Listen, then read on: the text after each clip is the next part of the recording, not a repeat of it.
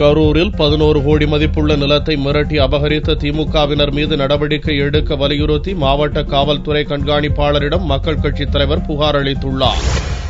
தமிழகத்தில் அதிமுக அரசு பொறுப்பேற்றதும் கடந்த திமுக ஆட்சிக் காலத்தில் பொதுமக்களிடமிருந்து சட்டவிரோதமாக அபகரிக்கப்பட்ட நிலங்கள் அனைத்தும் மீட்டுத் தரப்படும் என்று உறுதியளித்தது. இந்நிலையில் கரூரை அடுத்த காக்காவாடியைச் சேர்ந்த தமிழக மக்கள் கழகத் தலைவர் முனுசாமி என்பவர் தனக்கு சொந்தமான 11 கோடி ரூபாய் மதிப்பிலான நிலத்தை திமுக மத்திய மந்திரி அழகிரி, மதுரை துணை மேயர் மன்னன் ஆகியோரது துணையுடன் அப்பகுதி திமுக பஞ்சாயத்து தலைவரும் காக்காவாடி பூபதி என்பவரும் மிரட்டி அபகரித்ததாக கூறி கரூர் மாவட்ட காவல்துறை கண்காணிப்பாளரிடம் புகார் அளித்துள்ளார்.